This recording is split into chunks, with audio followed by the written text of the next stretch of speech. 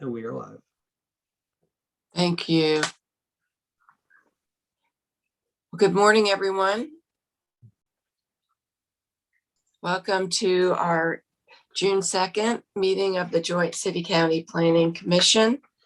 And I just want to make sure that we do have a quorum. Sarah, are we good to go? Thank you so much. And Sarah, thank you for joining us today. I know this is your week to be on vacation, and here you are with us at our meeting. So I want to recognize that. We have incredibly dedicated city and county staff. And I also want to excuse Mark Anthony Middleton from our meeting today. If we could have a vote on that. Well, you know what, we'll wait until we get further into the agenda. Any adjustments to the agenda? Excuse me, would you like for me to call roll? Actually, that would be great. Thank you. Okay, Council Member Reese, Commissioner Jacobs, Here. Council Member Caballero, Here. Commissioner Burns, Here. Council Member Middleton, Commissioner Howerton, Here. Planning Commissioner Member Busby, Here. and I believe we have our alternate member here today, Council Member Freeland. Here. Thank you. Thank you, Susan. And if we could have a vote to excuse Council Member Mark Anthony Middleton. So move. Second. Moved by Council Member Freeland, seconded by Council Member Caballero. And Susan, if we could have a voice vote on that, please. Council Member Freeland, Aye. Commissioner Jacobs, Aye. Council Member Caballero, Aye. Commissioner Burns, Aye. Commissioner Howerton, Aye. Planning Commissioner Member Busby. Aye. Motion carries 6-0. Thank you. Council Member Caballero. Yeah, do we need to do the same for Councilmember Reese? An excused absence? He let Sure. Councilmember Freelon and I know he would not be able to attend. Okay. So do we have a motion for that? So moved. Second. Okay, moved by Commissioner Busby, seconded by Council Member Freeland, and another roll call vote, please. Commissioner Jacobs, Aye. Council Member Caballero, Aye. Commissioner Burns, Aye. Commissioner Howerton, Aye. Planning Commissioner Member Busby, Aye. Alternate Member Freeland. Aye. Motion carries 6-0. Thank you. Do we have any announcements this morning? Okay, moving on, we have consideration of approval of the minutes from our April 7th, 2021 meeting. Do we have a motion to approve? So moved. Second. Second. Moved by Councilmember Freeland, seconded by Councilmember Caballero, and another voice call vote, please. Commissioner Jacobs, Aye. Council Member Caballero. Aye. Commissioner Burns, Aye. Commissioner Howerton, Aye. Planning Commissioner Member Busby, Aye. Council Member Freeland. Aye. Motion carries 6-0. Thank you again, Susan. Next, we have city and county manager priority items. Nothing from the county. Similar for the city, no priority items. Okay, thank you both so much. Number 6 is our comprehensive plan update, and we have Brooke Ganser to assist us with that item. Yes, hello, good morning, everyone. Good I'm a morning. member of the Durham City County Planning Department team working on the comprehensive plan. And we are excited to share an update on the comprehensive plan's goals and objectives, and then the work that our team has scoped out for the rest of the plan. So moving on to the next slide, here is a brief list of what we're going to discuss today. We'll be primarily focused on the upcoming scope and schedule for the comprehensive plan. So at the April JCCPC meeting, staff shared the process to revise the community goals and objectives based on feedback from the community and received final JCCPC feedback. Planning staff is now working to bring the revised community goals and objectives through the adoption process. The Planning Commission held a public hearing on April 27th to consider the community goals and objectives for the plan, and the Planning Commission recommended approval 10-1 of the proposed community goals and objectives. So planning staff has reviewed the comments from the Planning Commission public hearing for consistency with what residents have shared through the engagement so far, and have drafted edits which are shown in attachment 1 of this agenda item. So these edits will be provided to the Board of County Commissioners and the City Council for consideration during the adoption process. Both the County Commissioners and the City Council will hear an informational presentation on the community goals and objectives next week. And then there will be a special joint public hearing on the community goals and objectives for the comprehensive plan on June 15th, the following week. And we anticipate adoption by the council on June 21st and commissioners on June 28th. So we shared information about our current engagement on the Southeast Durham focus area last meeting, and we'll share updates on what we've heard through those engagements with you all today as well.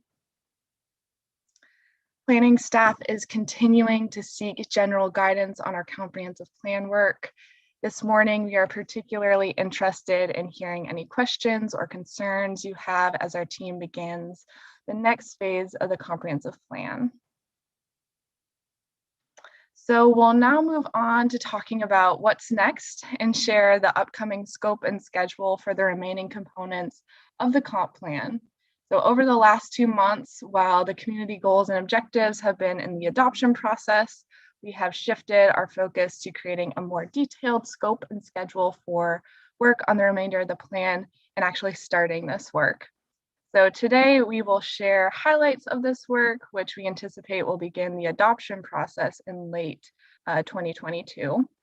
We'll focus on what this section of work is and how it will be used. So to begin, the place type guide is a list of all the types of places the community would like to see into the future, including a description of how each place will look and function for all of Durham.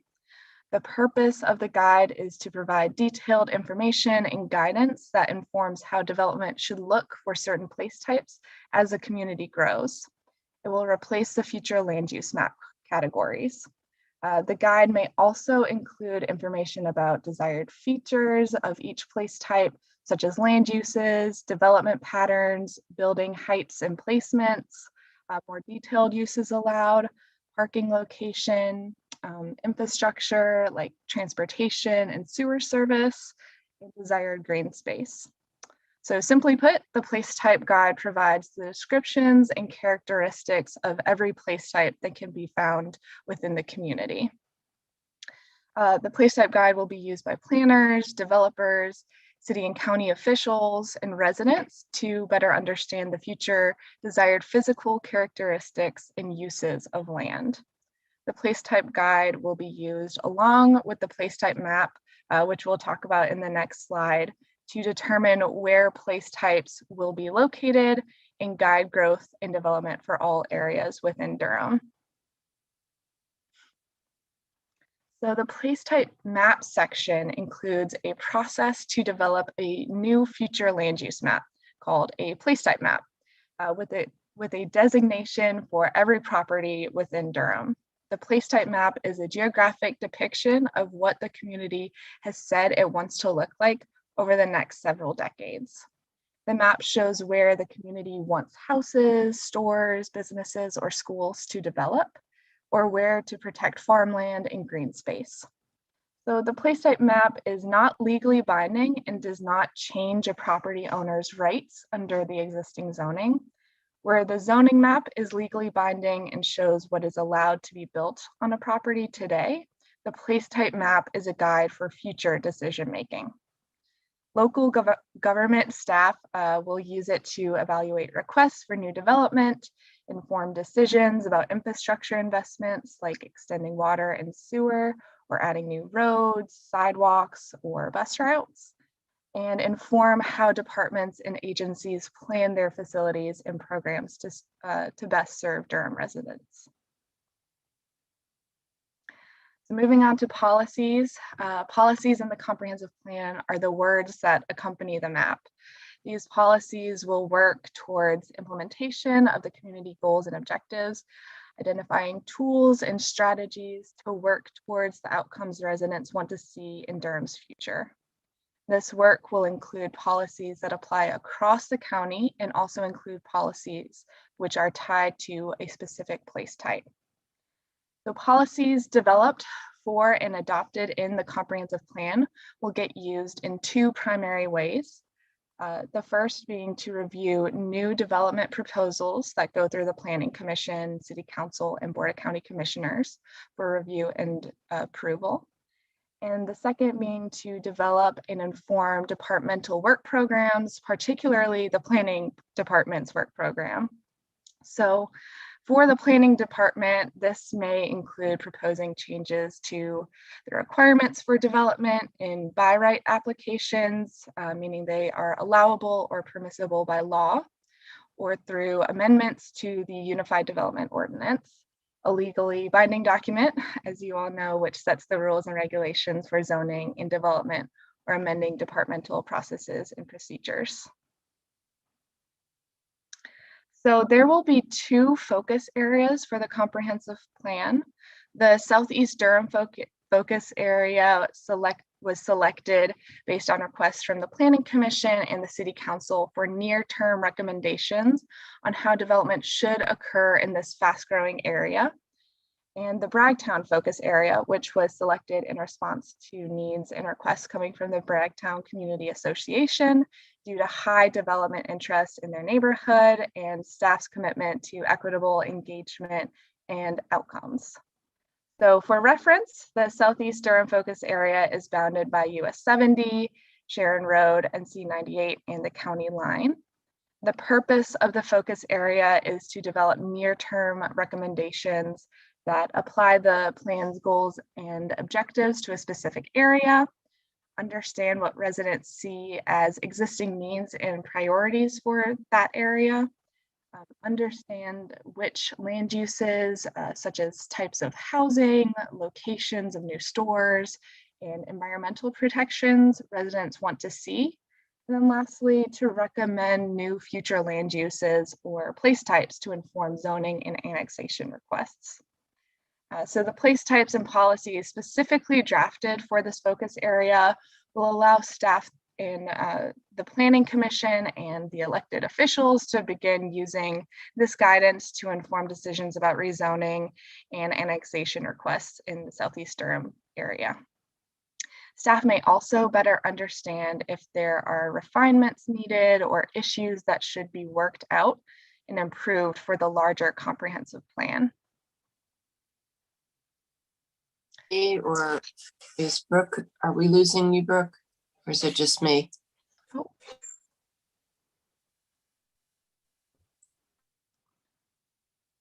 Are other folks having trouble hearing me? No, I got you pretty good. No, okay, it's on my end. I'm sorry. Sorry about that. So moving on to Bragtown. So in line with the comprehensive plan's focus on equity, planning staff is dedicating a section of the comprehensive plan to work with Bragtown to ensure that the Bragtown community has a meaningful role in development of the plan, to potentially engage Bragtown residents in this project, and to identify and implement ways the plan can further the needs and priorities of Bragtown. So these priorities are shown here, and we are working together to ensure that the Bragtown community has an active role with intentional support from planning staff to shape a place type guide, a place type map, and a policies section for the comprehensive plan that further the goals of the Bragtown community. So to begin this work together, planning staff and the Bragtown community are developing a list of shared values and agreements. And yes, this slide shows a list of priorities that the Bragtown Community Association has developed. So you saw on the previous slides that we have 2 focus areas, and we wanted to share the differences between them. The entire Durham City and County are part of the comprehensive plan and will have land use recommendations and policies for every parcel. So these 2 focus areas have different purposes. For the Southeast Durham focus area, we are looking at this area now because City Council and Planning Commission have asked specifically for early guidance to handle land use cases in this area, and because the current plan is insufficient for addressing current needs and priorities. After the initial recommendations, a more detailed look at this area will happen with the rest of the plan. And then second, for the Bragtown focus area is a historically Black neighborhood north of downtown along Roxborough Road. We're partnering with residents in this neighborhood as part of our equitable engagement strategy. This area has a wide variety of land uses, and this partnership can help us think about equitable outcomes. Learnings from this focus area will be applied to the rest of Durham along with our community-wide engagement opportunities. The Community Goals and Objectives report card is intended to measure how we are doing in reaching our community goals, objectives, and guiding values. It will help ensure government transparency and accountability in assessing progress towards the community's vision after the plan has been adopted. The report card will contain a series of equity measures, which are broader descriptions of things that we think are important to track and are directly related to the goals and objectives. So these measures will help us understand how changes in each data point are impacting people of different races, ethnicities, ages, incomes, and who speak different languages across Durham. So for each equity measure, there will be a series of what we're calling data points that are specific and measurable that we can track over time. So this slide shows an example of a potential equity measure, environmental justice, along with possible data points associated with that measure. So this section of the comprehensive plan will also set forth a process for who, how, and when the community goals and objectives report card will be routinely developed and reported out to the Durham community. The report card will help planning staff, elected officials, and residents evaluate how the comprehensive plan is meeting our community goals and objectives and guiding values for years following the plan's adoption.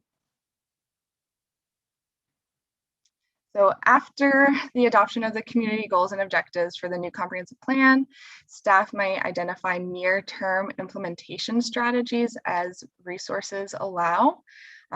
Examples include changes to planning department work policies and procedures, such as communication and engagement around proposed development, and unified development ordinance updates with clear support from the community goals and objectives.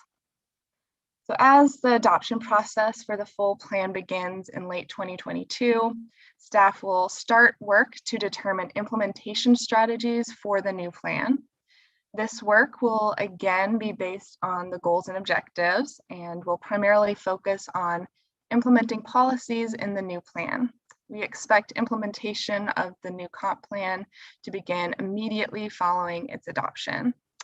So some examples of post-plan implementation could include revisions to the UDO to implement policies, including the creation of new zoning districts, selective rezoning to better match place types, changes to city and county policies and procedures, such as the capital improvement plan scoring process, and continued long-range planning through potential further studies. So lastly, our team is researching various plan document and platform formats that can be used to produce a comp plan end product, which accessibly showcases and includes all plan components. The aim of this work is to ensure an easy to read and navigate comp plan that is accessible to all Durham residents. So we also wanted to share with you all of the anticipated schedule for the work we just described. As you know, we're nearing the end of the goals and objectives work this June. We're continuing our work on the Southeast Durham focus area to develop early guidance to use with development projects happening in the study area. And those recommendations will be in draft form and presented at the end of September. We have begun work with Bragtown, building relationships with the Bragtown Community Association, developing shared values and agreements, and scoping out the work together. We see this work continuing through the end of the plan. So going forward, the major portions of this work will be interconnected with portions of the work happening simultaneously. We've already gotten a lot of input in the previous rounds of engagement about policy recommendations and places that folks would like to see. We intend to build on that input and the community goals and objectives and start these sections this summer. The later portions starting next spring and summer include the report card, implementation list, and getting the plan ready for adoption. So as I just mentioned, many portions of this work are intertwined and happening concurrently.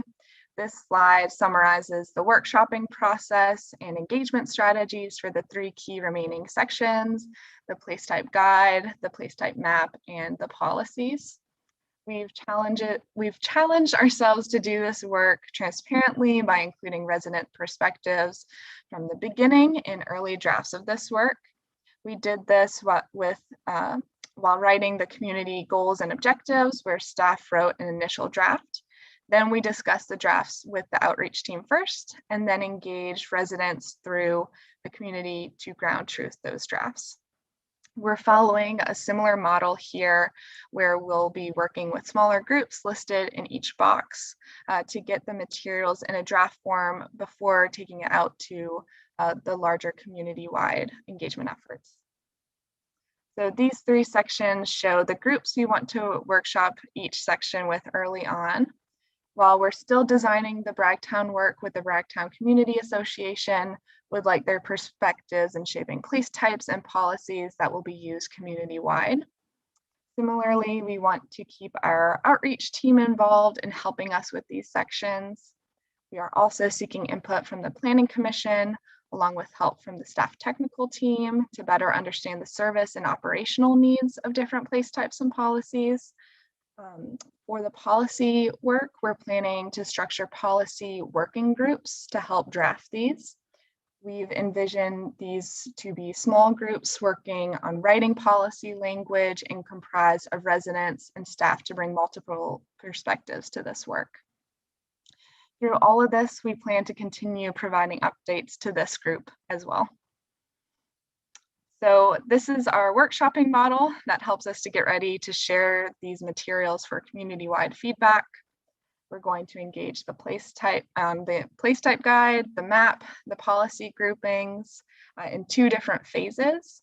We're aiming for this to be October and next March. Each phase of engagement will last about 3 months. We've heard support and encouragement to continue the engagement ambassador program, so we intend to continue that with these 2 phases as well. And for our broader community engagement approach, we plan to use digital tools like surveys, interactive maps, and forums. So finally, we wanted to share a simplified timeline of the different plan sections when work is anticipated to be starting, ending, or continuing. This work is interrelated and we are taking in input and revising our process as we go. You can see each phase on the left column of the chart, and the filled in part of the table indicates when each section will begin and end.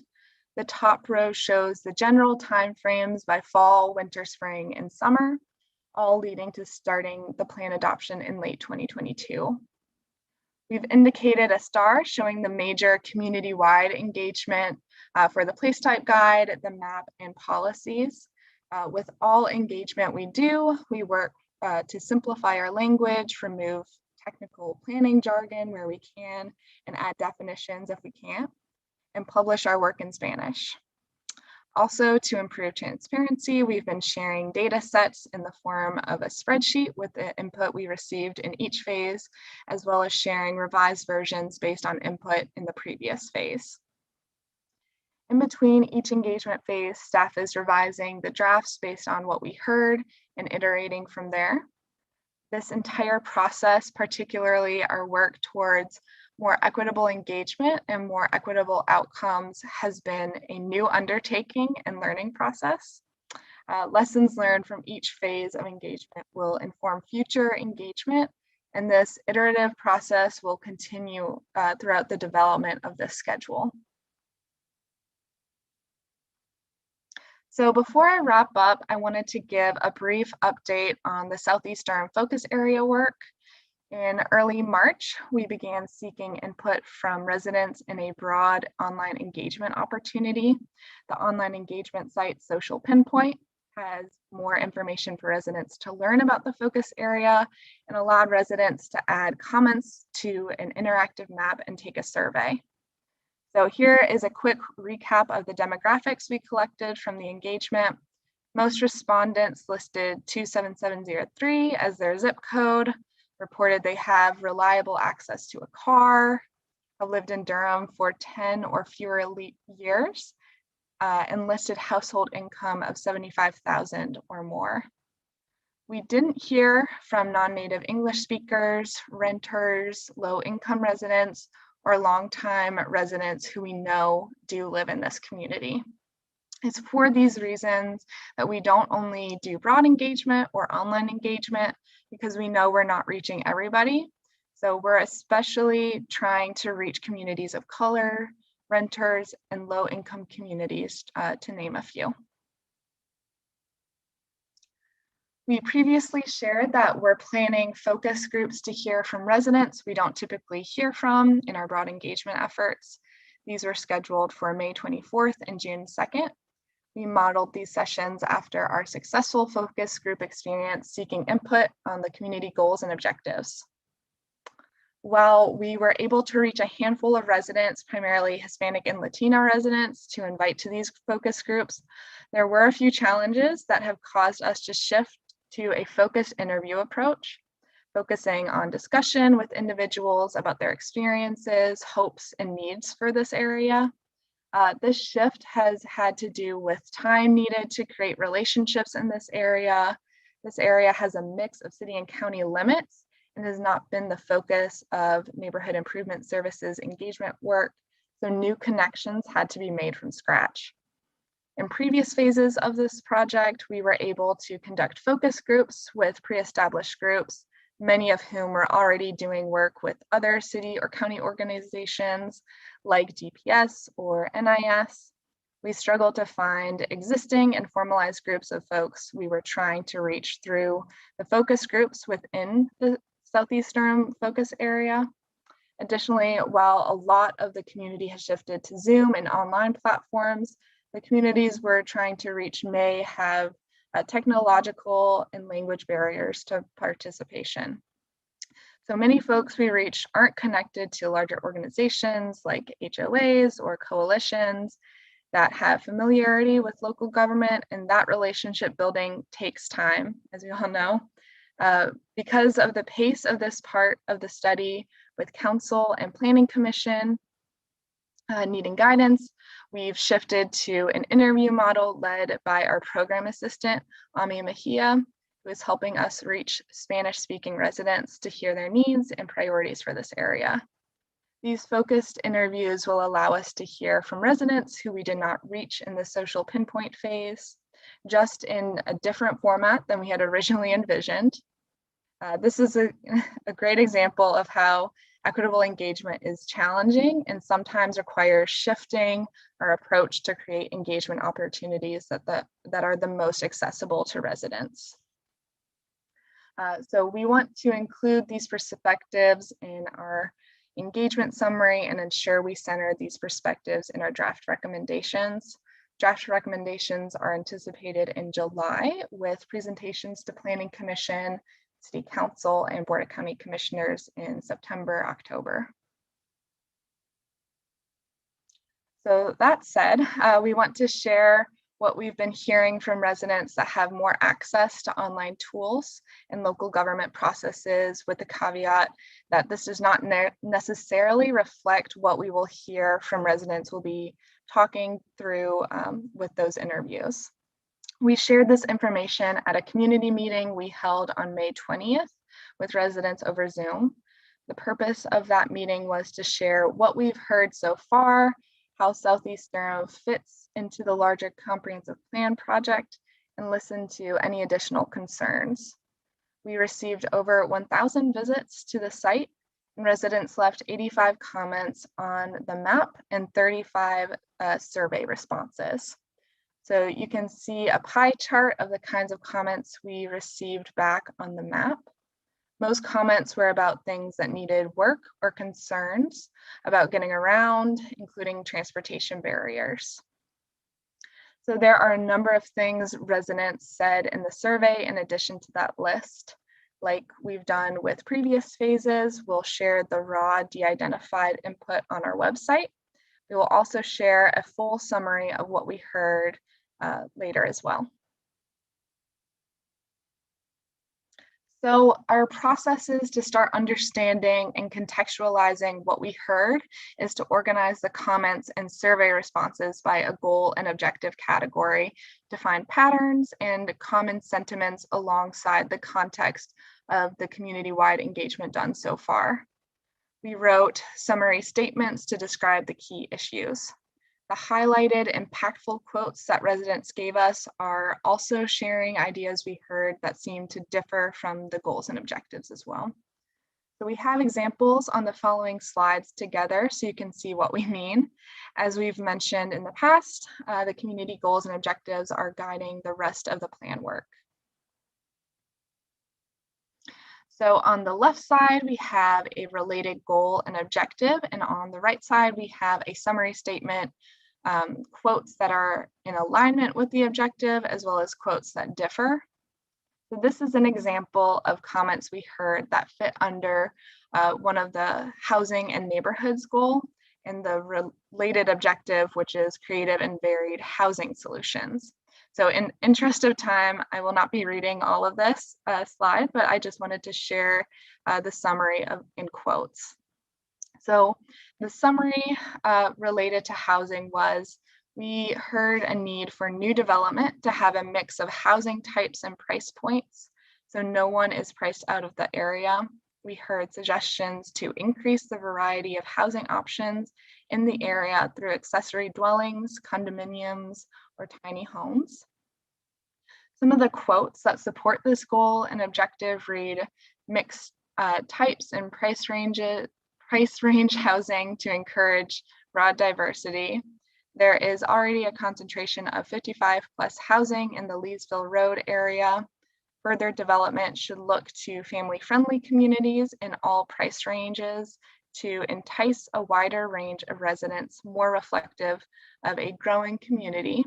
Transportation infrastructure must be part of this. Another quote is, accessory dwelling units should be encouraged, and condo development would be helpful to diversify the choices. This isn't an area for rentals except along Route 70 and 98. And some of the quotes that differ read, keep as single family homes. And I think we have an overabundance of multiple family dwelling units. This part of Durham needs more housing options for those willing to spend over $600,000. So related to the transportation concerns, the intentional and coordinated transportation and land use objective have felt the most relevant to what we've been hearing. Again, the goal and objective is on the left for reference.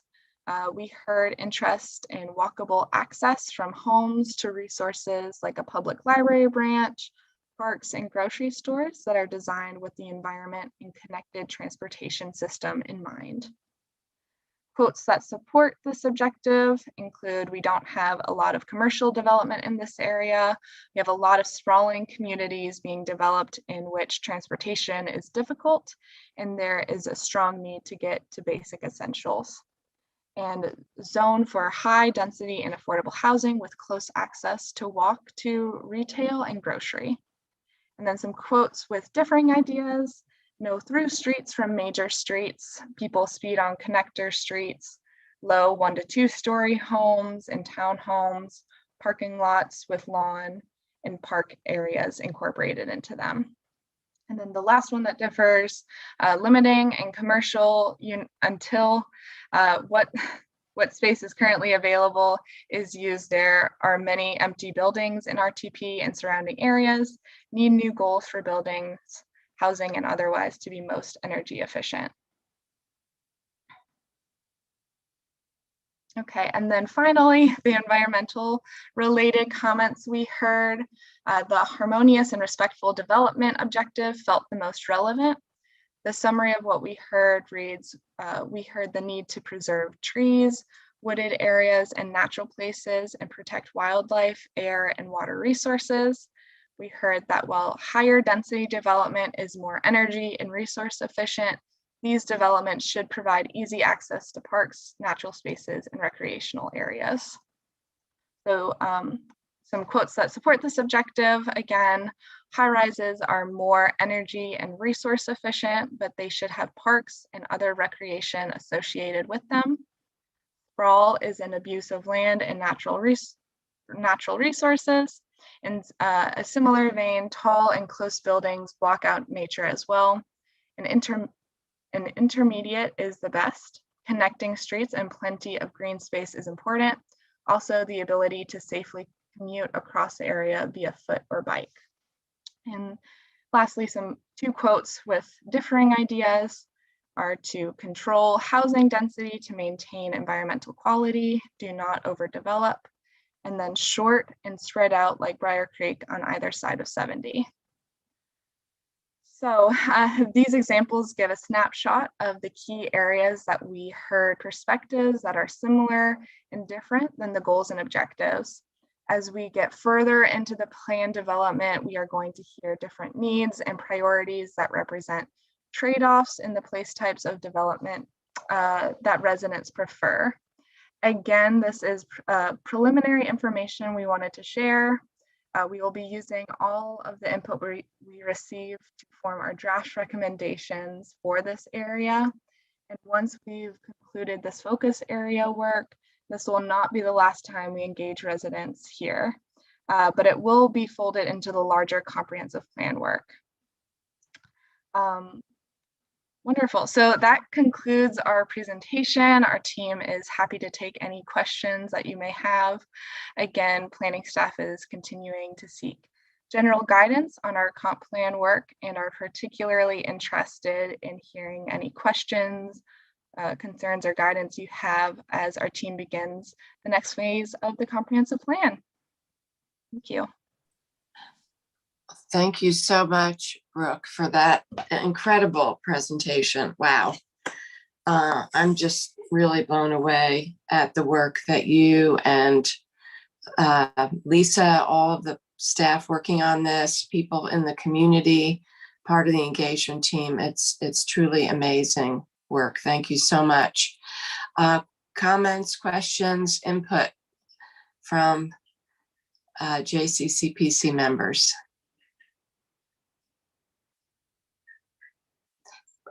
Brian, go ahead. Thank you. I just wanted to second your comments. I think the staff's done a remarkable job. From the Planning Commission perspective, I just wanted to share, it was really heartening during the public comment period when the community vision came forward. There were a good number of speakers who were there saying, this represents my perspective. And that is always what you want to hear. And so I think that the staff has done a really nice job with taking some of the additional comments from the Planning Commission and offering those, but taking the ones that continue to put the community perspective front and center. So I do hope the governing bodies will take a look at that revised document that is going to come forward, and you'll see there are some targeted additions that have been made, but I think the staff did a really nice job of keeping the community perspective right at the heart of the vision, and then adding in some of those additional comments from the Planning Commission. I'm also just impressed with the amount of work, particularly during this challenging time where we're having to still do a fair amount of remote work to move forward with the small area plan, beginning to work with Bragtown. My only question for the planning department staff is, it wasn't clear to me, and if it was in the presentation, I apologize if I missed it, the thinking around after all of this, and I know it's a big lift, but then the Unified Development Ordinance, or the UDO, is still remaining. And from my perspective, that's a really important piece of the puzzle, because that's the rules of the road. What's the thinking about the timing to tackle that? Because from my perspective, if we don't get that in place after we get all the vision in place, it's going to be hard to get the vision to where we want it to be. So I'm just curious about the thinking from the planning department staff on the timing of the UDO process. That's an excellent question. We have planned from the beginning to go ahead and start doing some UDO text amendments kind of concurrent with the later phase of plan development. So not necessarily waiting till the whole plan is done and adopted before starting some of that. So probably taking the items where there's already clear direction, consensus, items where the biggest impact will be made, and going ahead and processing text amendments to that effect. So we don't know exactly, obviously, what that'll be quite yet, but that has been our commitment from day one, is that we will start that important work concurrent with kind of the final phase of the plan work. That's great. Thank you. That was my question. Thank you, Brian. Javiera. Yeah, good morning. That was an excellent presentation. We didn't get those slides in our packet, did we? I was looking for them. We just got the memo. Could somebody send those to me, or to all of us, whatever? It's just helpful to have them. Thank you. So that was my first request. And then I have a couple of questions. How is it being communicated to residents? And I'm thinking specifically about Bragtown. You know, my concern is that these are really important processes, but that then y'all have to hand stuff over. You don't implement, right? Sarah, you've said that many times. So what I have seen from many residents, not just Bragtown residents, is sometimes a disconnect for how long things take. So just because they're telling you all they want bus stops and sidewalks doesn't mean they're going to get bus stops and sidewalks in 6 months. And so I just want that to be communicated really, really clearly to residents, because I don't want to oversell something. So I appreciate all the engagement. I think it's important. I appreciate the aspirational pieces of this, but this is not a legally binding thing. You said that at the very beginning, and I really need our residents to understand that, because sometimes, you know, 3 years into council and I learn something new every day, right? So I really want that communicated to residents, and I definitely think that educational piece has to be primarily embedded in everything we do. And then secondly, and you raised this in one of the survey questions around the 10-year, you know, has somebody lived here 10 years or less, particularly in the Searles area? I would like to actually know if somebody's been there 2 or 3 years. What I see consistently in zoning is folks who are not from Durham, and I have no problem with that. You know, we are a huge community. There has been consistent movement into Durham because we have so many universities and other entities that have flexible, you know, folks come to do their medical residency. There's lots of reasons why people come and go. But what I see often in that particular area is folks who are very new residents and then don't want more housing out there. And I kind of see that as lifting the ladder behind you. So you got the thing you needed, but you're not necessarily willing to let other folks get the housing that they may need.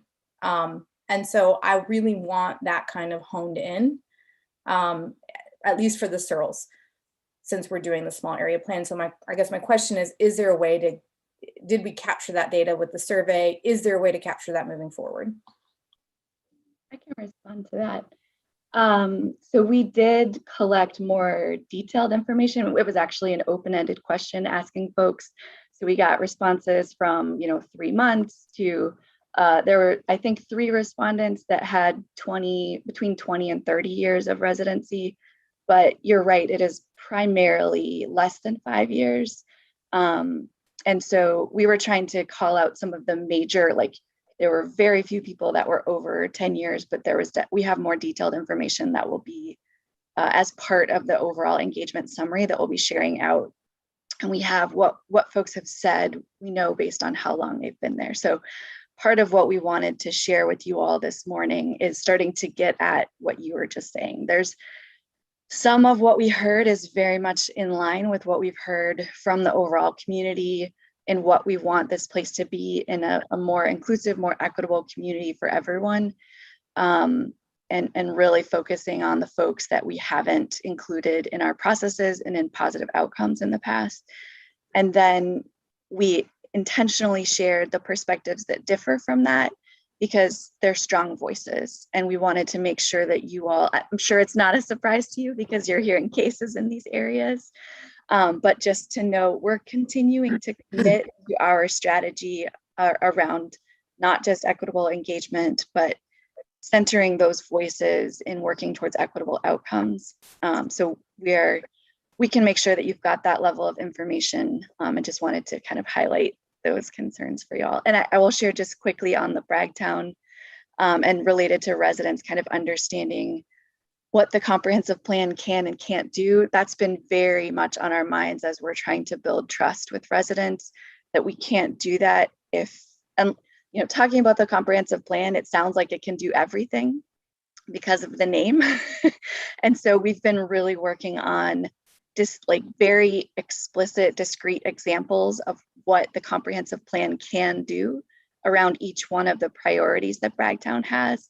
And then using our understanding of working within our organizations to help connect Bragtown residents to other staff that are more involved in some of the implementation aspects and to help advocate for their perspectives to be heard in that work. So that's all part of what's come out through our shared agreements work so far.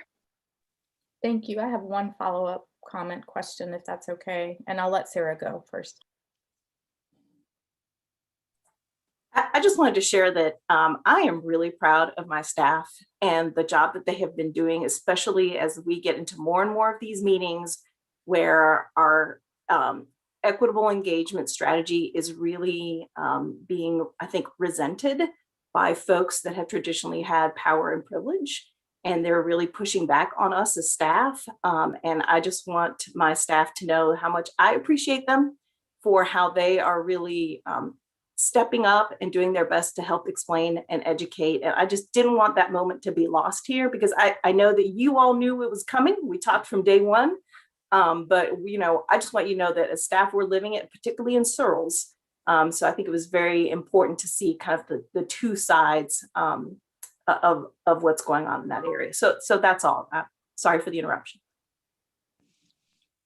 Sarah, I actually appreciate you sharing that. I'm sure y'all, especially if you're the messengers, a lot of times you get the front, you get the front of what people are feeling. So a lot of gratitude for staff on this. And I think I lost what I was going to say, so it's fine. It's okay. No, it's like, yeah. Thank you for that. I found it. Okay, go ahead. So, and this goes into like the green and equitable infrastructure bond and really thinking about CIP, that there is a connection, right? Y'all are saying these are the goals and objectives, and then this is how it relates to other city departments and other city work. And so that it's not that there's not an opportunity for it, it's just in a different space. And so, and that's our job. I mean, I, as a council member, and I don't know, I feel like there's a lot of consensus around this on council. If there needs to be a reordering of projects to meet our goals, right, especially when we're talking about equity and historically disinvested communities, then we have to be the ones who really push residents who are used to getting their way saying, well, things are different now. So I look to you all to help us with that, and other city staff, but just want to say that in this space that I think that there's a deep commitment on council to do that. I think that the bond is going to give us an opportunity to do that. And I just appreciate all y'all's work. Thank you for those comments. Any other questions, comments from other members? Well, I just want to add a few comments and questions. One is, when I think about the Southeast Area Plan, I think about the impact of decisions that were made about 15 years ago. When I was on the Planning Commission in 2005 to 2011, I was on the Planning Commission, and I think it's important to remember that the impact of decisions that we make around land use, because a lot of the big developments, they were approved. I approved them. Same thing with out on 70. All of those, Sharon Road, Mineral Springs Road, they all first came through during that time period. And so things happen for a reason. And I think it's just I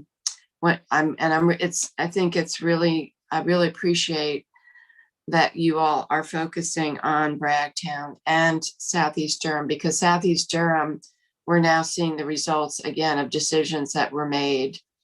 And then we're seeing the impact. I noticed the comments that you got so far were very much related to infrastructure and environmental impact.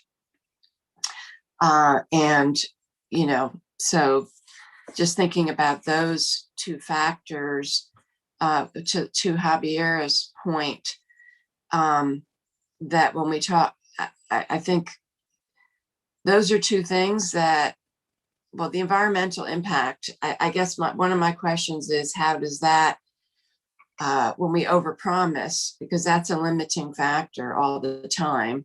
And then the infrastructure is limiting because it's based on how much money do we have, whether it's from the state or it's at the local level, to put in the sidewalks that we need and the bus stops and the bike paths.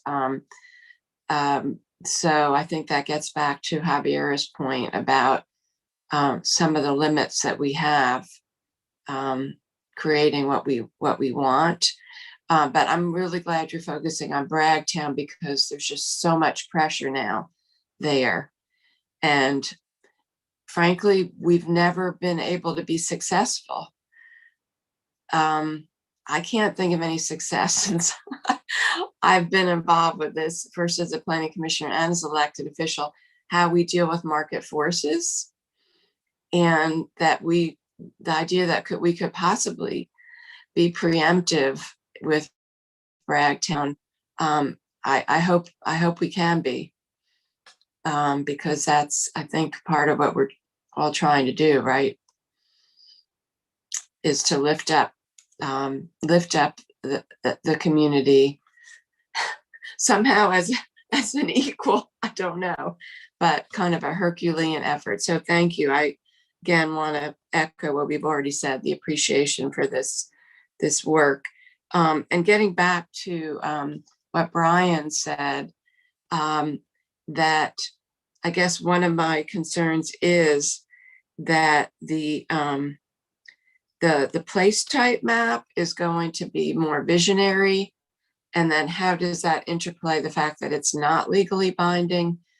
And just want to hear your comments about that versus the future land use map, the weight that has had versus this.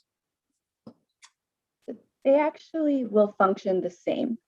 The place type map is just including different and additional information into what is our future land use map. So instead of focusing on use and a range of density, it will talk about some uses that are allowed, but it won't be single use oriented in all cases. It will talk more about the character of place instead of just the use and density. So it's very much, equal to the future land use map in terms of its functionality for the basis of making decisions around rezonings.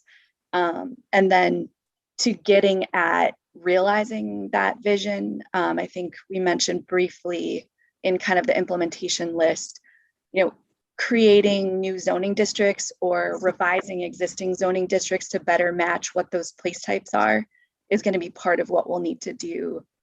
That will be generating that list towards the completion of the plan itself so that we can be getting started with that work right away. Thank you.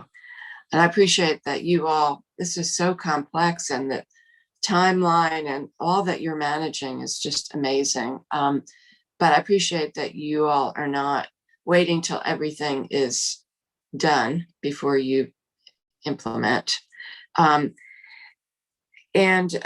last question is related to the measures, the equity measures. How are you going to go about, I guess, I guess I would like to hear a little bit more about how you're going to develop those measures. I know I saw on the timeline, but how you're going to come up with those measures. Yeah, so we think there will be a good connection from the work that we'll be doing with the policy working groups to brainstorming ideas around metrics that will help us understand how well we're doing at trying to get at the goals and objectives. So while we don't have the work starting on that report card piece until later in the process, with the start of the policy working groups, which we're hoping to have up and running by late summer, that the work of those groups will be sort of starting to generate ideas towards those that staff can be thinking through as we're trying to develop the structure for that. And then in I think it was the spring timeframe indicated where we're actually beginning that work, we'll be trying to start from those ideas coming from the working group. So we're not just starting with staff ideas, but getting a mix of perspectives from planning commission folks, from staff, and from residents about how we can measure those things. Right, thank you. And one last, I just want to mention the East Library is open now. And I didn't know if you had looked at that as a place to engage with people, because I will say that our libraries are places where we really do see all, sectors of our community coming to. So that is, thankfully, it is a place that is open now. I just wanted to mention that. That's a great reminder. Yeah, thank you. Okay, before we move on, any other comments or questions? Well, thank you again. And I saw the attachment that had the revisions, and they look great. So thank you again to the Planning Commission and everyone involved with that. Next, we have our legislative update with Michael Stock. Thank you very much. Michael Stock with the Planning Department. Here to assist with this is our excellent city and county attorneys, Don O'Toole, Krista Kukuro, and Brian Wardell. And Don, you wanted to introduce Krista? Yeah, I'm sure our city council members are familiar with Krista Kukuro. Krista is a senior assistant city attorney in our office. And I asked Krista if she could attend this morning because she serves in a role that we created about 2 years ago in the city attorney's office. She serves as our legislative liaison. So she works very closely with Carmisha Wallace in the manager's office to respond to any questions that are received from our legislative delegation. Krista generally keeps up with legislation for our office, gets up with the League of Municipalities as appropriate. So I just wanted you all to know who Krista is and why she's attending this meeting. Thanks a lot.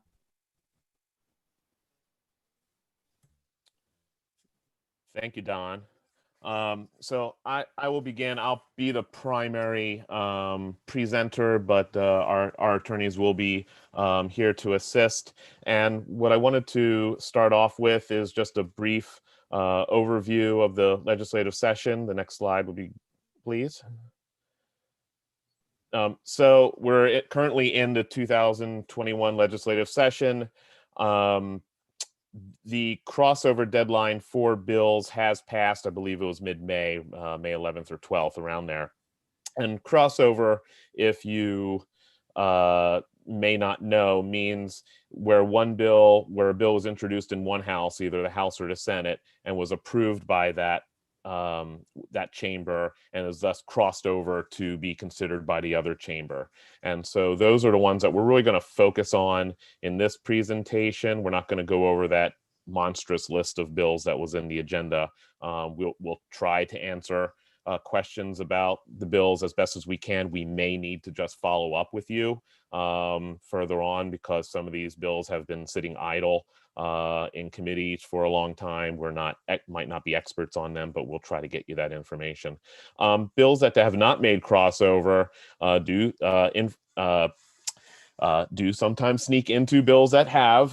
There are substitutions made, so we do try to keep tabs on that too. So it's not surprising to see, oh, well, this bill never made crossover, but then see the language pop up in a bill that has. Next slide, please. The one bill that we did want to focus on but did not make crossover was this Increasing Housing Opportunities Bill, H401. This was the hot topic in the planning discussion and planning community this past, well, currently this spring. We're still in spring, but earlier this spring. It would do a number of things, and if there was anything that would probably be substituted into other bills, maybe smart money would be some items from this bill. Just to quickly go over it, it does expand the classification of single-family residence to include duplexes, triplexes, and quads. And quads are 4-unit buildings, like triplexes are 3-unit buildings, and duplexes are 2-unit buildings. It would require all zoning districts that allow single-family residences to allow those other 3 housing types. It does exempt local and national historic districts, and they can be regulated, but you can't create quote unquote unreasonable cost and delay, whatever that may mean. We've seen something. We did something very similar to this with the expanding housing choices amendments that that City Council and County Commissioners approved back in 2019. One big exception, and a couple exceptions, is that it really did focus on the urban tier at that point. It also focused on expanding the allowance of duplexes with some minimal expansion of triplexes or quads in very specific locations, but it wasn't as broad-based as what this bill would allow. But it also did not exempt local or national historic districts, because the elected officials believe that no neighborhood should be exempt from these kind of housing opportunities. And again, it is unclear what unreasonable cost and delay would really mean. It does further limit downzoning. Downzoning is defined as reducing the density or intensity of what the current zoning would allow.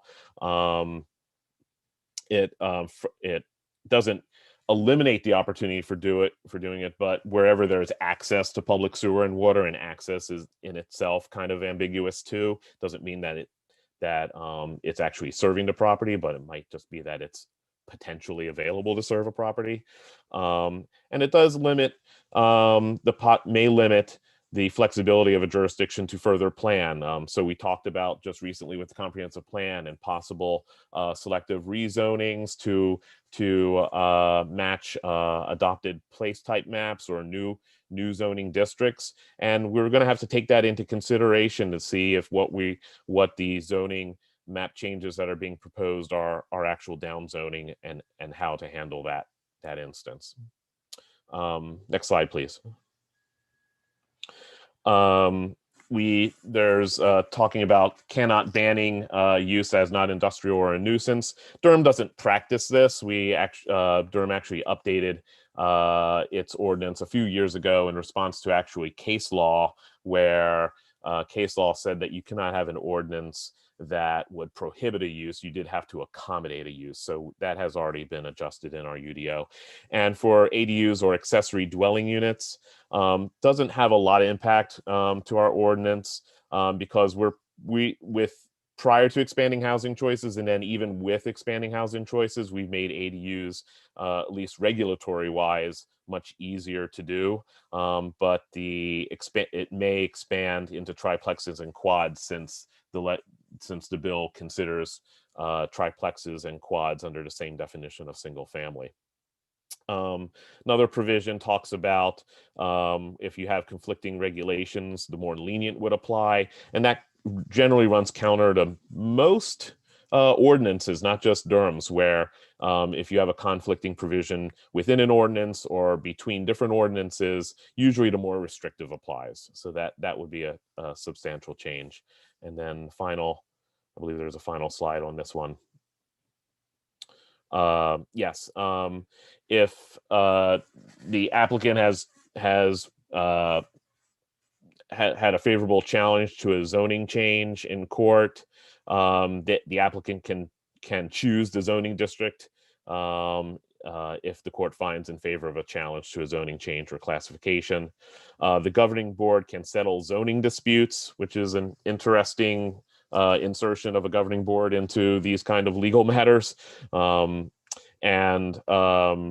It can, if there has been substantial commencement to work that received a quasi-judicial approval, like a use permit or a variance, then that prevents appeal, which is not, that would not be a desirable effect. It would limit the ability to appeal those cases. And then finally, there's a section on reporting to the legislature. I believe it's annually or biannually. Number of permits received, number of permits that were denied and the reasons for the denial, and then number of downzoning ordinances enacted. So it was a rather comprehensive bill, not necessarily, and it had mixed opinions. There are a lot of altruistic aspects to that bill, but there wasn't a lot of jurisdictional input to developing the language of that bill. We did receive requests to comment on this bill back in, I believe, March or April from our legislative delegation, and we did the city attorney's office and planning did review that bill and provide comments through the manager's office, which has thus passed those comments back on to our legislative delegation. And I don't believe we've heard any response from them. Is that correct, Don? That is correct, Mike. And Mike, I think you gave a very fair and balanced presentation of this bill. I don't think I viewed this bill potentially as positively as maybe you've portrayed it.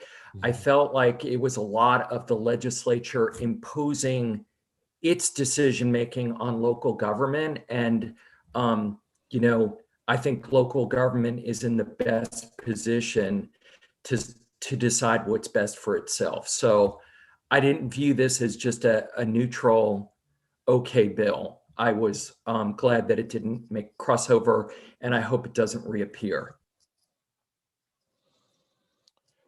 Thank you, Don. Yeah, it has altruistic aspirations, but I think its approach is, as Don related, needs a lot of work. So the next bill, there's one bill that did make crossover, the virtual meetings bill, and this one was one Durham bill that did make crossover, and this was for virtual meetings. There was an earlier version of it that was just applied to the county board of adjustment, but that language has changed. I'll go over it briefly, but I think Krista, if you want to, you can jump in after I summarize it. There's issues with an unlimited continuance of a case if a party for the BOA is not happy with a remote hearing setting. So there's adjustment. This bill would limit that continuance to the next full board meeting in person or next regular remote meeting. Did I get that correct, Krista, or did I summarize that correctly? Yeah, that sounded good. I'll just add the sort of complication that the Board of Adjustment has experienced is that when residents or folks with standing have not given their consent to the remote meeting platform for the meeting to be held that way, it just has created limbo for multiple cases that just can't be heard because people are refusing to give consent. So this remedies that problem, so long as we're operating in this remote meeting platform. Thank you. Thank you. Next slide.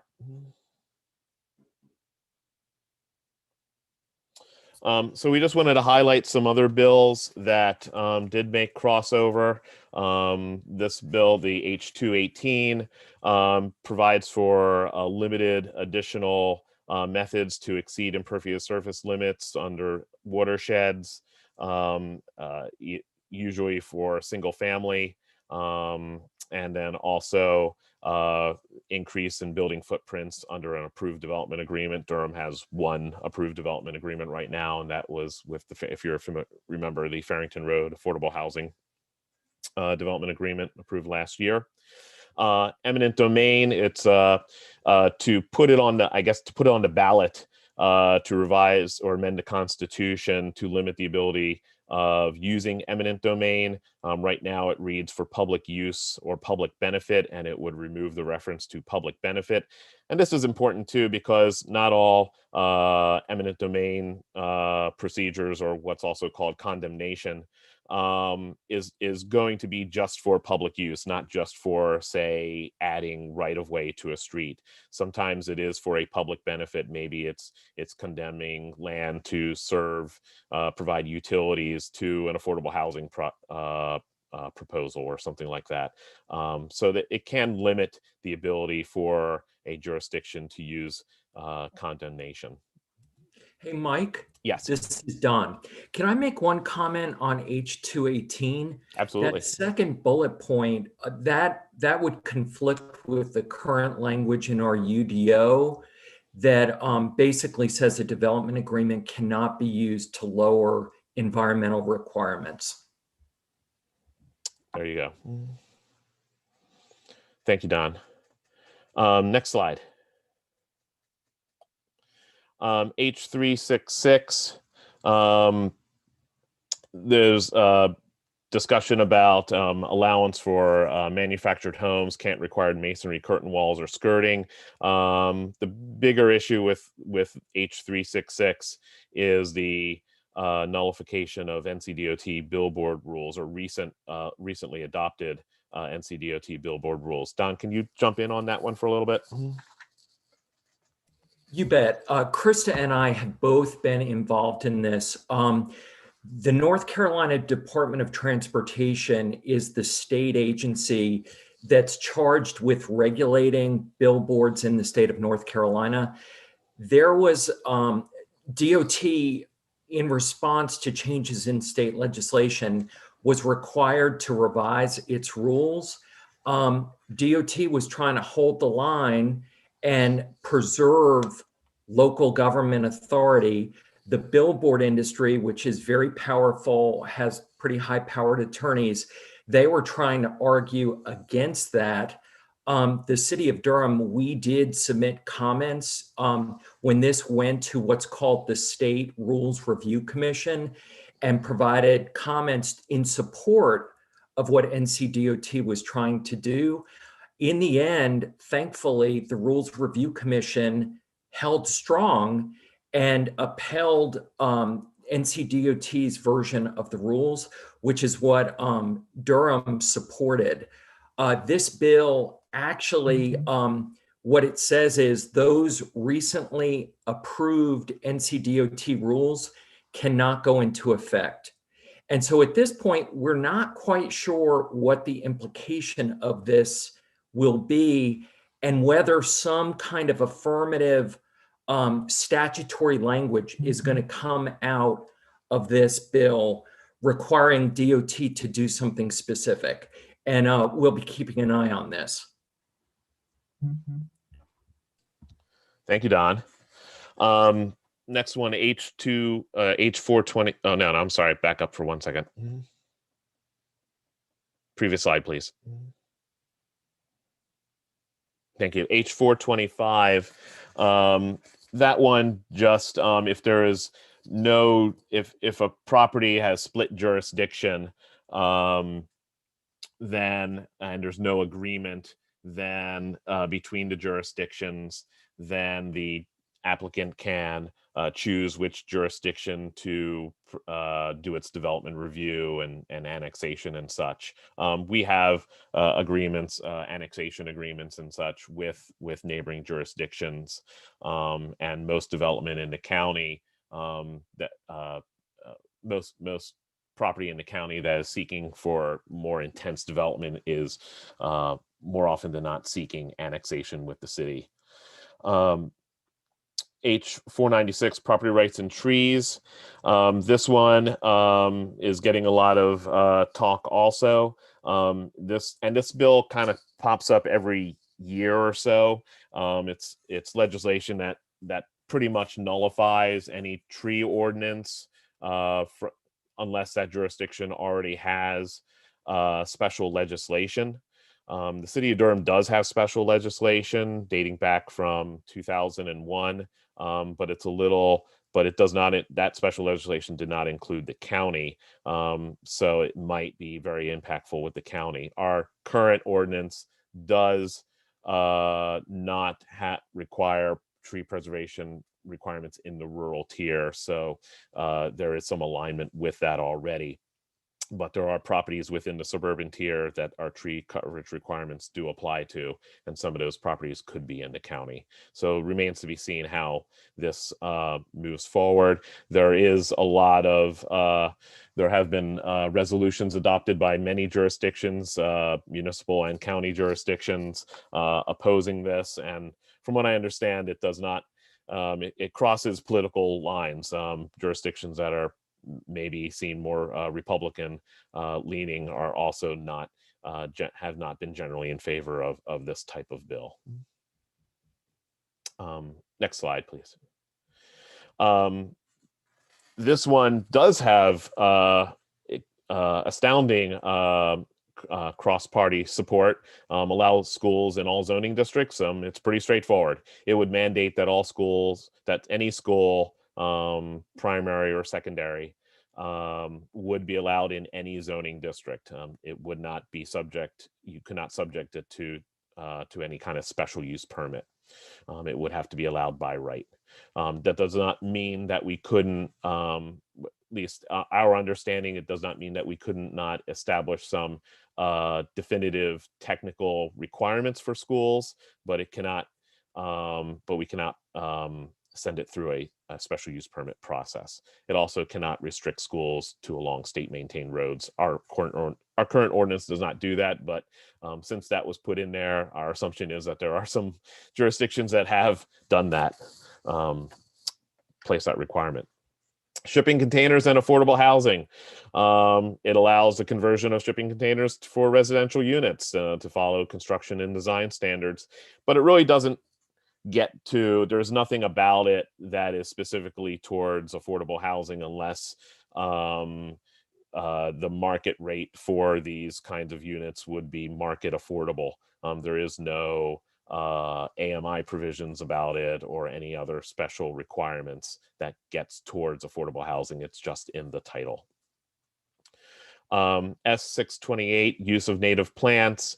The POW bill funding for transportation improvements, and any projects that the city does will need to use native plants for any required landscaping of those projects.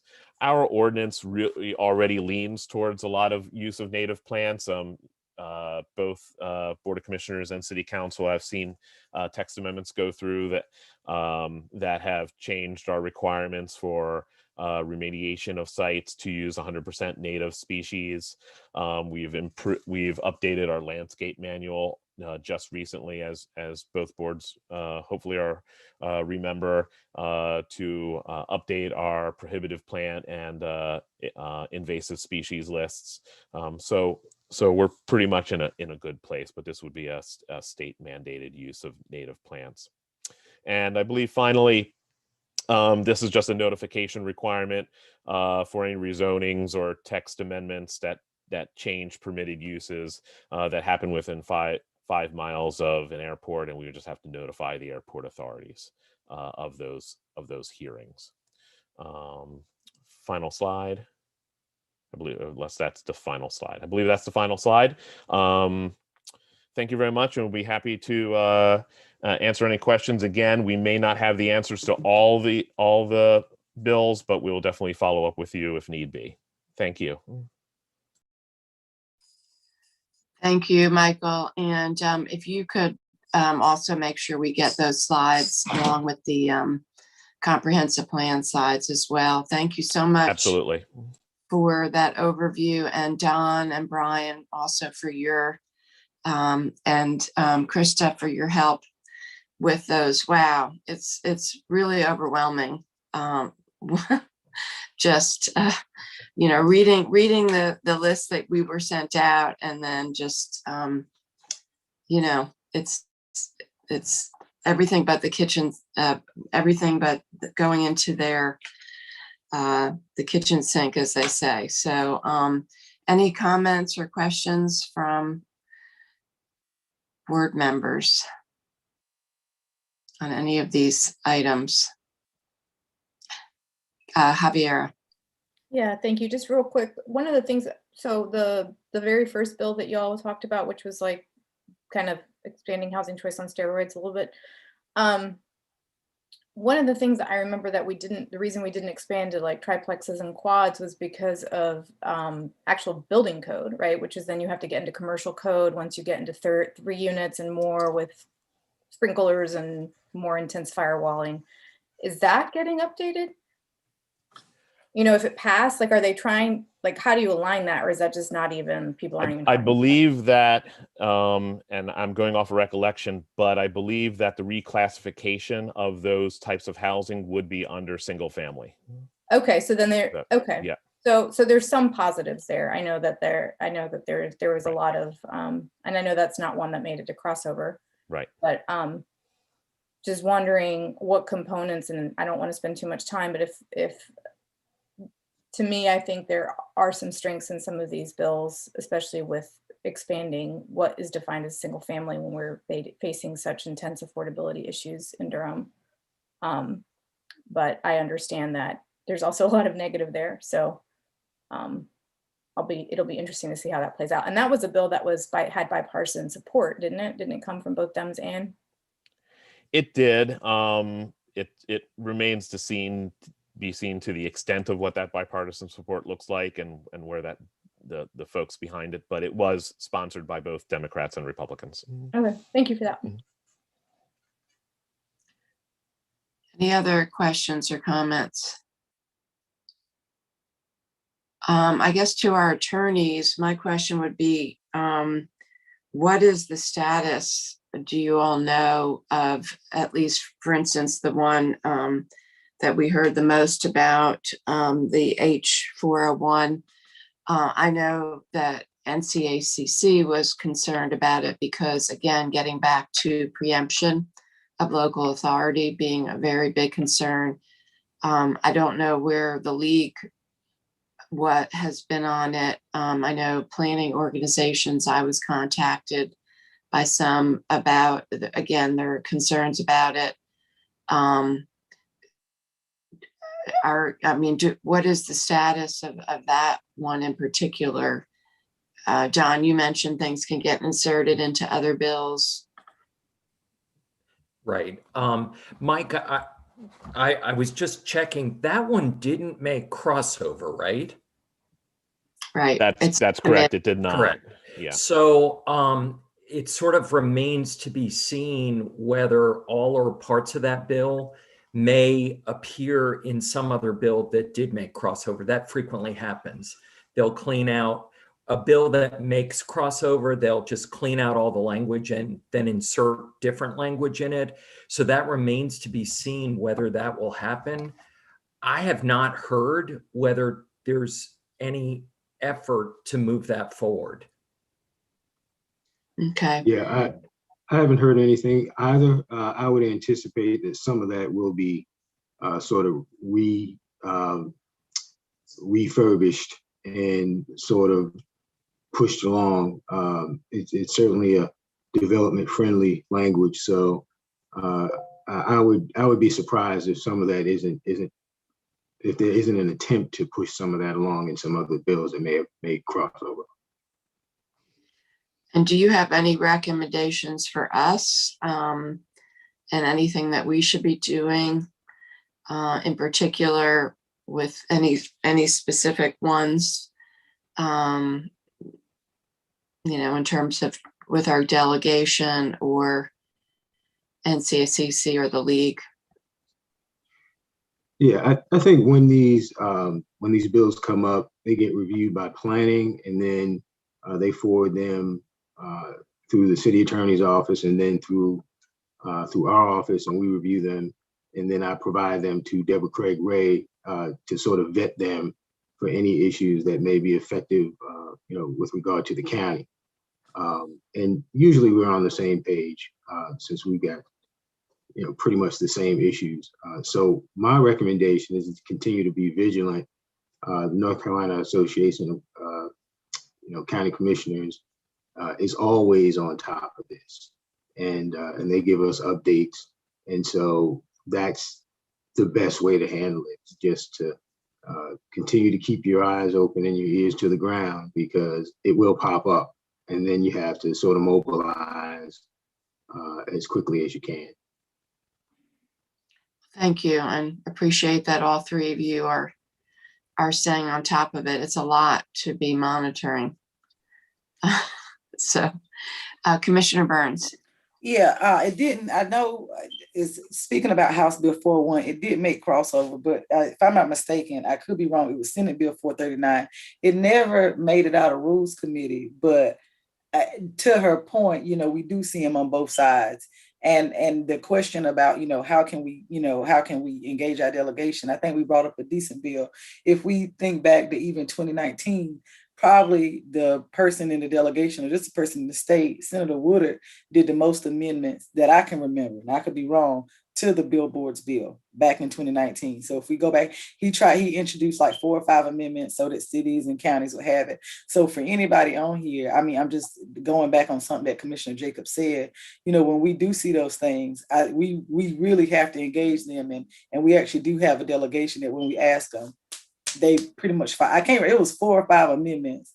No, they didn't pass, but at least he was in the news about it, at least, and now Billboard is back again. And if y'all don't remember, I think Billboard popped up in 2015, then it popped up in 2019. Now it's back again, but at least we got somebody on record. So there's a part of me, I'm like, it pops up again, I can say, Senator Woodard, do you have those amendments from 2019? Could you just go dust them off? So I just want to throw that out there. We can do that with everybody on there, but I didn't see it on crossover either, but I'm happy that we have a delegation that does that. And that was all I wanted to throw out. And I hope we keep doing that. Thank you for giving us that history. That's important. All right. Well, thank you again for this overview and keeping us up to date. Really appreciate it. And our next item, last item, is the Article 3 update, also with you, Michael Stock. Yes, thank you again. I believe the slideshow will be pulling up momentarily. Again, Michael Stock with the Planning Department. And this is a proposed set of text amendments to the ODO that does focus primarily on Article 3, which is our applications and permit section. If you can go to the next slide, please.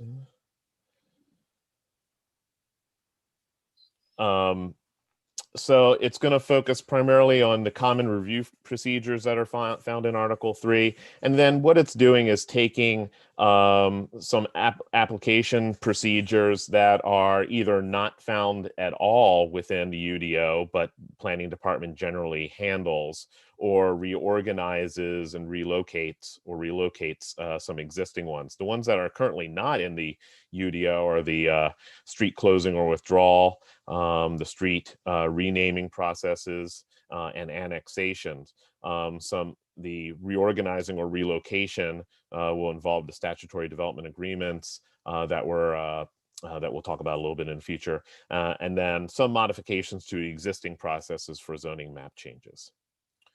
Next slide, please. So for common review procedures, there's primarily technical updates, but I want to point out two non-technical updates. The first one, and this is, I think, is the biggest one, is we've heard not only in recent cases that have gone before the Planning Commission and City Council, but in past cases too, moving beyond just property owner notification and trying to notify all residents within a notification range. So we are working on that, and this begins codification of that process. Unfortunately, we have limited access to say addresses for large apartment buildings and such, and Durham County records are not always going to be complete with properties that have multiple residential units on them. But we are going to codify it to use that information to the extent that that information is available. And we are working with our GIS department. We are working with actually talking to at least other departments that do have more comprehensive lists to see if we can get access to that list just for notification purposes, not getting names or anything. So what we do know is that we can tell through property records where there's a difference between a site address and an owner address, and so we can notify based upon that information. And sometimes we do have additional address information for sites, like maybe it's a duplex, so it's 126A and 126B, whatever street. So the text amendment would allow for that and codify for that, but it wouldn't.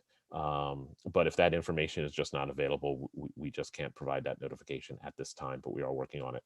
The second thing is to also clarify sign posting requirements. It's very loose on how many signs to put out based upon the number of street frontages, and we're just making it very explicit that if it has a street frontage, then it gets a sign. So we're just making that explicit. Next slide, please. So street closings are a legislative decision. They can be processed through the city. We do most street closings happen within the city, but the county does see a street closing request every once in a while. Street withdrawals are administrative procedure allowed through state statute. Both processes do have state statute and city code requirements. Withdrawals are allowed by right if they meet if the right of way has not been used, I believe, within a 15-year time period, consecutive time period. Otherwise, it has to go through that street closing legislative process. And we are just, planning has traditionally handled those applications, and we are just simply codifying those application processes. Next slide, please. Street naming and renamings. There are no specific statutory requirements for this. The basic street name requirements are found in the UDO, and there are actual guidelines that our development review work group and I believe our E911 department used to review names. And again, planning historically has handled both naming and renaming. The initial naming process is handled through a plat process. So if there's a new subdivision and there's new streets being proposed, the names are part of that review. For renaming an existing street, that does go through governing body approval. And I think the Board of Commissioners just actually went through a street renaming process just this month. Or at least last month. Again, we are codifying those procedures, and we are looking to codify those guidelines too. So they're just not guidelines, they are actually in the UDO. Next slide, please. Development agreements, those are authorized by state statute. And as you may recall, we added explicit authorization for them in Durham back in last year in Article 1. And when we started to take a look at the formal process for them, we believe that since we are adding these other processes, the street renamings and closings and annexations to Article 3, we should move development agreements to that same section. We are not reducing or changing any of the limitations that were approved.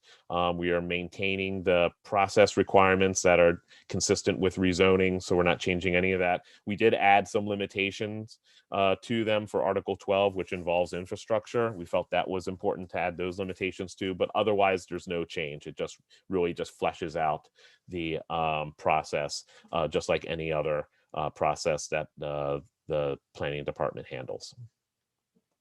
Next slide, please. Annexation, again, we're just codifying the application process. There are both statutory and city code requirements for annexation. Departments that are primarily involved, the planning department handles the processing of the application, but not just planning, but public works, the clerk's office and the attorney's office are often involved in these applications. And again, it's just codifying the process. And then finally, for zoning map changes, we are making some changes to these zoning map change, or what most people call rezonings process. We are codifying interpretations regarding contiguous properties for development plan rezoning. Almost all development plans, the boundaries of them contain properties that are adjacent to one another, or if they're not adjacent to each other, they're directly across a street from each other, across a right of way. And we're just codifying that interpretation or practice of allowing those within one development plan.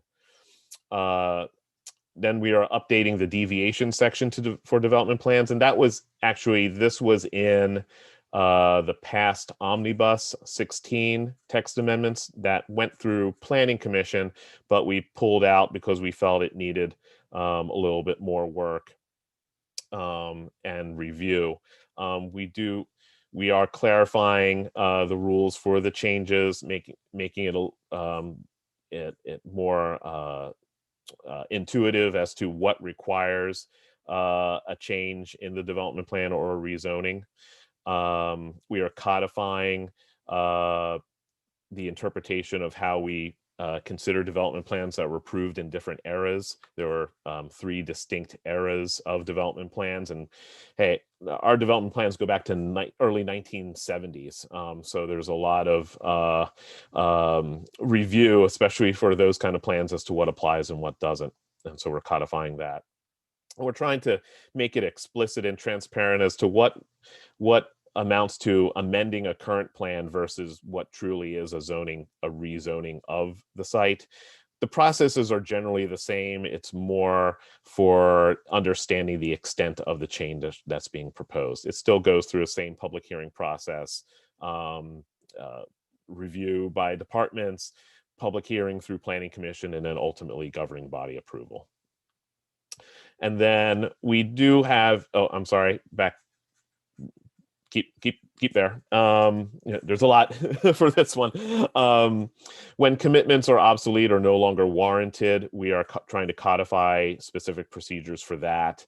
There are times when there are situations where NCDOT will not allow for a certain access point, or a certain commitment has already been handled by another development. So we're just trying to codify that situation. Trying to clarify rules for changes when clarify rules for changes when projects are subject property has an HOA on it. Sometimes there are requests to change development plans where a lot of the development is already built out. They might have 300 townhomes on it already. So we're trying to wrap our heads around how to handle those kinds of changes and property owner notification and sign off on those applications. And then also, this is the existing allowance, but we wanted to be much more transparent and explicit about it.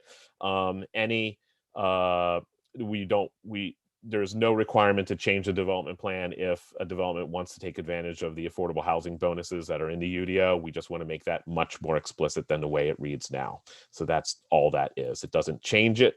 It just makes it much more explicit. And then next slide. And then so finally, the next steps, we do still want to make sure that the changes meet legal muster and there aren't any other outstanding word changes or make sure that the changes read clearly. So we still have it out for interdepartmental review, which includes the attorney's offices. So we'll make any modifications that are necessary or changes, and we'll let the Planning Commission know if there are any kind of substantial changes that came from what this board has looked at today.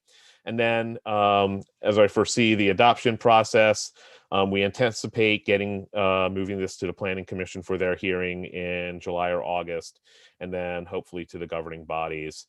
We anticipate fall 2021. So that's all I have to say. I'll be glad to answer any questions. I appreciate it. Thank you. Well, thank you for that excellent presentation, Michael. And any comments or questions on the Article 3 updates? I appreciate that these are attempts to really, it's very evident to really clarify a number of issues. So thank you. Absolutely. Any comments or questions from board members? Brian. Thank you, Michael. Thank you for the presentation. It was really helpful. I had two questions. The first was on page 9, it's section 3.5.11b. Just curious about the thinking of removing number 3, and that's the not granting an expedited hearing. I don't have the language right in front of me, but basically there's one item that it took out, and it basically was, it looks like it was a reason to not grant an expedited hearing related to a TIA, some other items. What was the thinking on that? Oh, because those are just, I mean, whether that's a good question to bring up. That one was removed because we didn't feel that that was a worthwhile criteria to hold up a project. If it needs a TIA, it needs a TIA, and it'll go through that review process. So it doesn't. But if the governing body felt it was still warranted to have an expedited review, whether or not it has a TIA shouldn't come into play, especially if it's trying to meet grant funding deadlines and such. It doesn't mean that it expedites the TIA review. If the TIA has to be reviewed and there are aspects to it that the development needs to meet, it doesn't get any applicant out of that. It just takes it out of the criteria of whether it's eligible for getting granted an expedited review.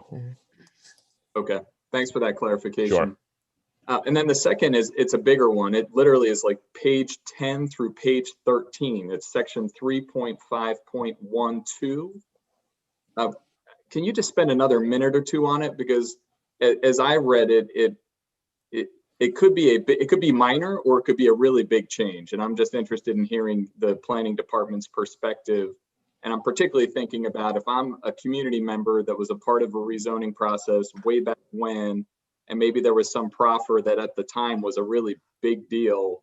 I'm just trying to wrap my head around the community's ability to know that something is getting changed when they think that maybe it's already been taken care of or dealt with. So absolutely. How does that work? So that was that a lot of that was in your Omnibus 16 that you reviewed couple months ago, that was pulled out. And what we did was we tried to reformat and say, make it clear as to what are these issues that warrant a rezoning or even a zoning amendment to the development plan. Just kind of rephrase it so it reads a little more intuitively. Nothing about these changes allow for one thing it does is takes away discretion from the planning director. There's current language in there that had that list of items and then said, and any other thing the planning director felt was substantial. So we took that discretion away, and that was taken away even in your version that you saw at the Planning Commission. But I just want to emphasize that discretion is being removed. So we're being held to that list. Secondly, it codifies how the current and past planning directors have looked at development plans from those different eras because they had different requirements back then under the previous zoning ordinances. So it really just codifies how those are looked at. There's nothing about that I'm aware of, nothing about any of those changes that undermines any community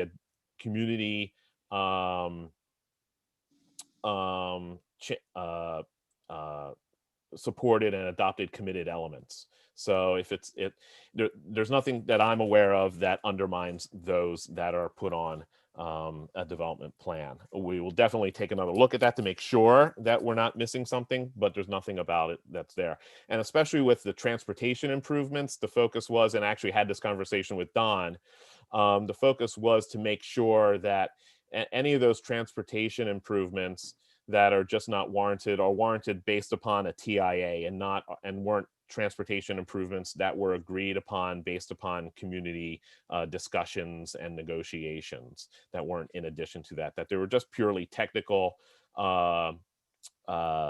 improvements that were based upon a development that was envisioned back in 2000, but was developed at a much lower intensity and density that just doesn't warrant those improvements and isn't warranted for, yes, it saves the applicant money and time in doing those improvements, but also saves, say, the jurisdiction for accepting and maintaining those improvements that aren't warranted.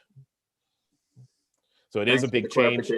There is a lot of words there. I definitely see it's a lot of change, but it's really designed, and we'll definitely, as part of our re-review, we definitely re-review it before it goes to Planning Commission to make sure that is understood.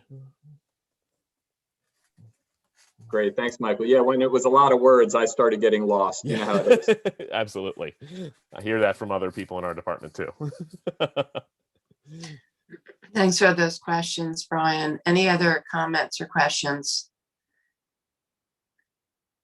So my question is not exactly related, but item 3.2.5, notice and public hearings, section 3 about posted signs on pages 6 or 7. I noticed in the beginning of the information that was provided to us, there was the comment that there is a desire from the community that we have better notification for residents about rezonings and Board of Adjustments and changes, and that we don't really have a good fix for that right now. But one thing I want to raise up is asking if we've ever looked at simply what our signs look like and the information that is on our signs. And the reason I raise this is because I've had the opportunity to see what public notices look like in other cities. And when I was, before the pandemic, in Vancouver at a Revolution conference, I was really blown away by their public notice signs. They're a lot larger than ours, and they have a lot of information on them, so that anybody walking by or a resident can really learn a lot about what is being proposed on that site.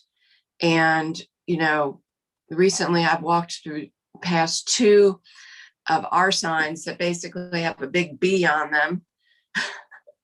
And, you know, our signs just don't have a lot of information. They usually have like a phone number or, you know, like I said, a B or a Z, but they don't really have a lot of information. So I'm just wondering, was there any discussion with us looking at actually changing how we just do our signs? We are looking at how we do our signs. One of the things that we actually have been providing more information on our signs, whether it's Board of Adjustment with the B or Z for zoning. We've color coded them, so when people call them in, they might not remember the sign that they saw, but they might remember the color, so we can reference it that way.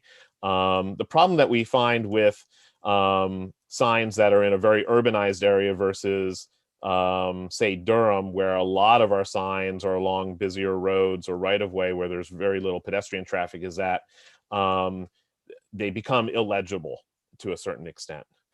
So our focus is really making sure that there's a QR code on them that you can scan and get that information. We have made sure that the signs are in English and in Spanish. But the purpose of these signs that we see are they are 24 by 36, which is generally movie poster size, they're pretty big signs. The coloring is pretty vibrant and in your face, whether you like the colors or not. They're very noticeable.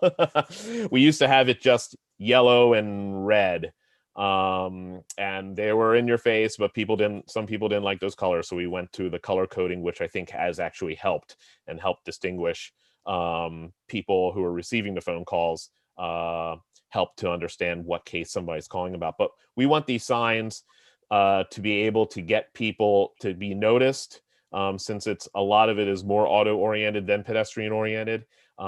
Get them legible from English and Spanish speaking populations, and get them to the right people in our department to ask more questions about that project. So we are also possibly reorienting them to get more information on them and to also make them more legible. But primarily we see these signs as we want them to be legible, in your face, and be able to get you to the right person in our department to answer whatever questions you have about that project or case. Well, thank you for that additional context. You say get to the right person. Could there be a link to even just something on a website that has information, so you don't actually have to be able to talk to somebody? We will have email information on there to each work group actually has their own emails now. So land use has policy@durhamnc.com. There's the Board of Adjustment, I believe, has its own emails and such. So we will have more individualized emails to get you to that work group. If there isn't an individualized email, it'll just get you to the planning department or the DSC. And then there is the QR code that will get you that information. And then we do have that information posted on our website too. Okay. Yeah, I think people shouldn't have to email or call somebody, though, I think, to get information. I think there should, I guess I would suggest you all look at kind of what we're doing with the new social pinpoint, where people can maybe get linked to what information is there about the development that's being proposed, more information. And I don't know, maybe this is something that an intern can work on over the summer, but really looking at what other communities do relating to this issue. Because I actually was walking downtown recently, and one of the Board of Adjustment signs, or the ones with the B on it, was knocked over on the ground. I tried to pick it up, but it was actually really heavy, so I couldn't. But it was for the Behind the Crest building, that project, and it had been knocked over. And so again, I just think it's something that we should look at doing as much as we can. It's just a tool that we have. So yeah. All right. And I also want to commend all the staff that worked on the language related to the street names. I really enjoyed reading the commentaries that staff had worked on related to clarifying what is acceptable for street names. So I don't know who worked on that, but that was a guide that's been in place for a few years now. I know 911 and planning and probably some other work groups had worked on that over the years, and that's what when the Board of Commissioners just heard its renaming case last month, it had to go through that naming guidelines, and we felt it was just important to codify it instead of just leaving it as a guideline. I thought they were very helpful. Thank you. Okay, any other comments or questions before we adjourn our meeting today? All right, well, seeing none, we will adjourn, and everybody have a great day. And thank you again to staff for your excellent work. Take care. Bye-bye. Thank you. Aye.